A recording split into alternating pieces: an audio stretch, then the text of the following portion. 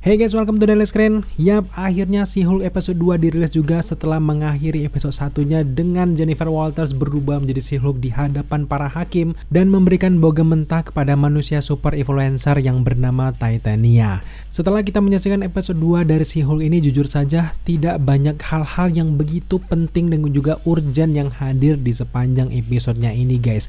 Tidak seperti episode pertamanya yang berjalan cepat dan sesuai dengan inti-intinya saja, tapi di episode 2 ini ternyata justru berjalan lambat dan tidak ada hal yang begitu urgent dan juga penting kita saksikan di sepanjang dari episode 2 She-Hulk ini guys. Meskipun tidak terlalu banyak yang penting dari episode 2 ini, bukan berarti tidak ada hal-hal tersembunyi yang diselipkan di sepanjang episode 2 dari She-Hulk ini guys. Apa sajakah itu? Jadi kita sudah menemukan beberapa detail-detail menarik yang wajib kalian ketahui. So langsung saja, inilah dia She-Hulk episode 2 Breakdown.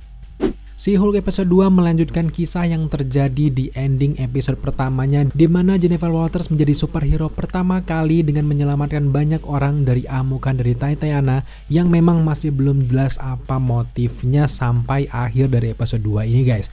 Tapi detail juga hal menarik yang perlu kita bahas adalah bagaimana cara para media memberitakan kejadian yang terjadi di dalam ruangan persidangan ini guys. Kalau kalian sadar, tepatnya di episode 2 ini stasiun berita yang memberitakan pertarungan antara Jennifer Walters juga Titania ini adalah stasiun TV yang bernama KPVO dan juga KZYO. Nah, tahukah kamu, stasiun berita ini juga diperkenalkan pertama kali di Ant-Man and the Wasp ketika mereka melaporkan Scott Lang yang berubah menjadi Ant-Man raksasa. Detail ini semakin menarik dan juga jenius menurut kita karena Jennifer Walters dan juga Scott Lang memang tinggal di California. Jadi wajar stasiun berita mereka sama dan juga yang memberitakan pun itu-itu saja. Detail menarik juga terjadi ketika pembicaraan antara Nikki dan juga Jennifer Walters tepatnya di suatu bar ini guys. Nah, di sini Jennifer Walters mengatakan bahwa karirnya sebagai pengacara tampaknya lebih baik daripada ia harus menjadi anggota Avengers. Karena Jennifer Walters yakin sebenarnya anggota dari Avengers ini sama sekali tidak dibayar. Dan ini menariknya adalah kedua kalinya gaji dari Avengers dibahas di series MCU. Tepatnya yang pertama terjadi di The Falcon Winter Soldier, yang kedua terjadi di She-Hulk ini guys. Beralih ke scene selanjutnya di episode 2 ini, kita jadi tahu kalau nasib Jennifer Walters setelah ia berubah menjadi She-Hulk di pengadilan, ternyata dia dipecat oleh perusahaannya dan sulit sekali diterima oleh perusahaan-perusahaan lainnya karena semua perusahaan tersebut yakin akan sangat kacau jika ada superhero yang bekerja di perusahaan mereka. Nah, tepat ketika Jennifer Walters sedang mencari pekerjaan di laptopnya ini, sebenarnya ada banyak sekali detail-detail menarik yang perlu kita bahas guys. Sekarang mari kita bahas dari yang pertama, tepat di halaman dari 10 offbeat Jobs for a Fresh Start ini, di bagian sebelah kanannya kalian bisa perhatikan ada barcode. Kalau kalian scan barcode ini, seperti biasanya akan muncul komik pertama dari She-Hulk dan juga seperti series-series lainnya yang berguna untuk membuat penonton lebih kenal lagi dengan karakter-karakter yang hadir di live action kalau di versi komiknya. Detail selanjutnya masih terjadi di halaman ini. Kalau kalian perhatikan lebih jeli di menu bagian atasnya, kalian akan melihat bagaimana ada menu Find Ant-Man, Norse Mythology, dan juga Avengers.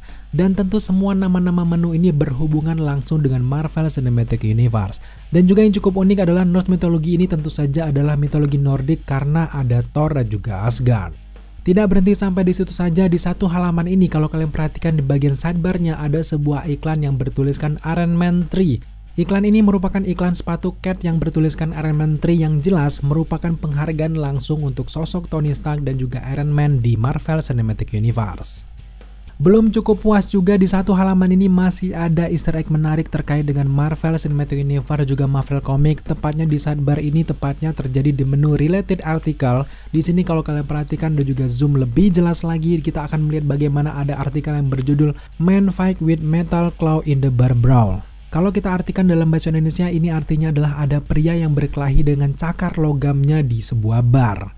Dan tentu ini langsung menjurus ke karakter Wolverine ataupun X-Men yang ada di Marvel Comics. Dan ini jelas merupakan tanda-tanda jangan-jangan mutant, X-Men ataupun Wolverine akan semakin dekat hadir di live action Marvel Cinematic Universe.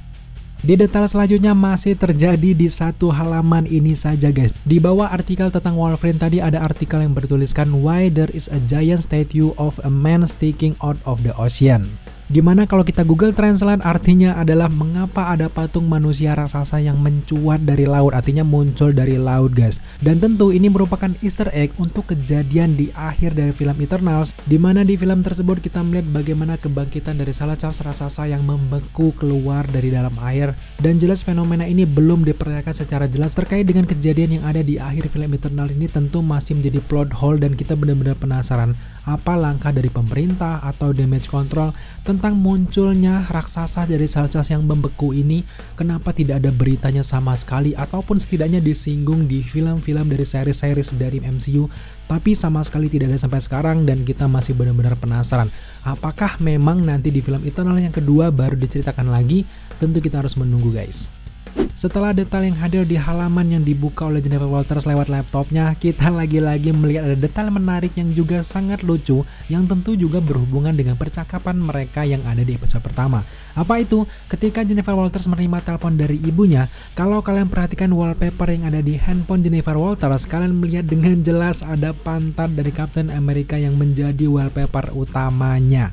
Sejauh ini tampaknya memang Jennifer Walters benar-benar ngefans dengan pantat dari Captain America ini ya guys ya.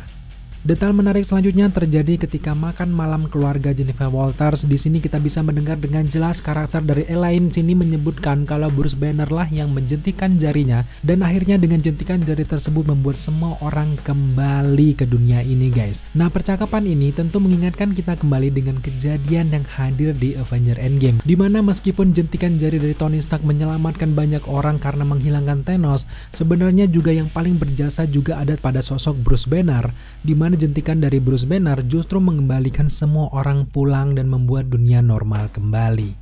Lanjut ke percakapan Jennifer Walters juga ayahnya tepat di garasi mobil. Di sini kita mendengar kalau ayahnya mengatakan bahwa mereka sudah tidak asing lagi dengan The Hulk yang menghancurkan kota. Nah, kata menghancurkan kota ini merupakan easter egg dan juga anggukan langsung untuk kejadian dari ledakan yang disebabkan oleh Hulk di Avengers Age of Ultron.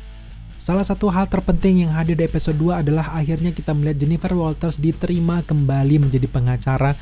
Akhirnya satu-satunya yang bisa menerima Jennifer Walters lagi adalah divisi hukum yang bernama GLKNH.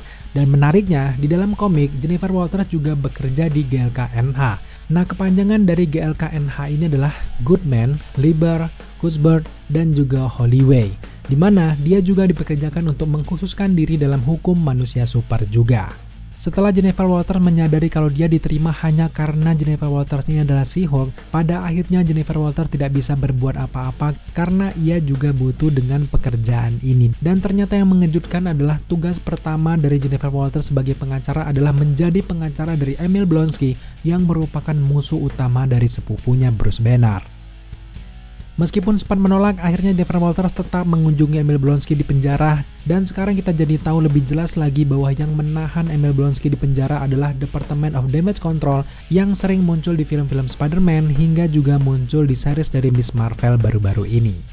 Percakapan antara Jennifer Walters juga Emil Blonsky di sini sangat jelas. Ternyata Emil Blonsky juga merasa dirinya dimanfaatkan oleh pemerintah Amerika Serikat. Awalnya Emil Blonsky ini berharap kalau dia jangan-jangan akan dijadikan Captain America berikutnya, karena memang dia yakin dengan berubah menjadi Abomination maka dia akan dimanfaatkan pemerintahan menjadi logo dari pahlawan super seperti Captain America. Ternyata tidak, justru dia berakhir di penjara. Setelah Jennifer Walters mendengar keterangan dari Emil Blonsky yang cukup masuk akal bagi dirinya, akhirnya Jennifer Walters ini menelepon Bruce Banner dan berusaha untuk meminta izin dan juga merayu Bruce Banner sepupunya itu. Yang membuat kita terkejut juga adalah bagaimana reaksi dari Bruce Banner ketika mendengar keterangan dari Jennifer Walters yang akan menjadi pengacara dari Emil Blonsky. Ternyata Bruce Banner mengizinkan dan ia menyebutkan kata-kata dialog seperti ini guys. Saat ini aku adalah orang yang sama sekali berbeda atau different person. Yang membuat kita sempat tertawa dengan dialog ini adalah kalau di belakang layar memang orang yang memerankan Hulk di The Incredible Hulk memang berbeda dengan Bruce Banner versi MCU. Jadi kata-kata different person ini memang benar-benar different menurut kita. Tapi secara keseluruhan kalau kita memanai dari perkataan dari Bruce Banner ini, sebenarnya Bruce Banner ini sudah lama memaafkan Emil Blonsky karena kejadian tersebut juga kejadian yang tidak disengaja, dan Emil Blonsky sendiri sebagai Abomination hanya menerima perintah dari pemerintah saja. Episode 2 dari She-Hulk berakhir setelah kita melihat Jennifer Walters benar-benar terkejut melihat Blonsky ternyata kabur dari penjara dan melakukan pertarungan sebagai Abomination yang ternyata timelinenya terjadi tepat ketika pertarungan Abomination di Shang-Chi The Legend of the Ten Rings. Jadi sejauh ini kalian bisa tebak bagaimana timeline ataupun garis waktu yang terjadi di She-Hulk dan juga Shang-Chi The Legend of the Ten Rings. Kita sangat berharap ke depannya apa yang terjadi juga di ending dari Shang-Chi The Legend of the Ten Rings akan mengatur kejadian per kejadian yang sangat keren untuk masa depan dari Marvel Cinematic Universe selanjutnya. Oke guys, mungkin sejauh ini hanya itulah detail-detail menarik yang berhasil kita temukan dari episode 2 dari She-Hulk ini. Kita benar-benar berharap di episode 3 nanti akan ada hal-hal mengejutkan lainnya yang terjadi yang membuat kita benar-benar tidak sabar menantikan episode 3-nya di Kamis mendatang. Yang paling membuat kita penasaran adalah selain Abomination juga adalah kemana perginya Bruce Banner dengan kapal Sakaar ini. Apakah Bruce Banner kembali ke planet Sakaar? Tapi apa misi yang terjadi di sana? Apakah benar-benar Bruce Banner ini memiliki anak di Sakaar sehingga ia dengan mudah mau kembali lagi ke planet tersebut? Dan itu hanya bisa kita temukan di episode 3, 4, 5, 6 dan seterusnya guys. Oke guys, mungkin hanya itu saja yang bisa kita jelaskan. Jika kalian suka dengan konten seperti ini, jangan lupa dukung kita dengan cara subscribe, like, komen, dan share. Serta jangan lupa juga untuk nyalakan notifikasi agar kalian mengetahui apabila kita mengupload video setiap harinya. Thank you guys.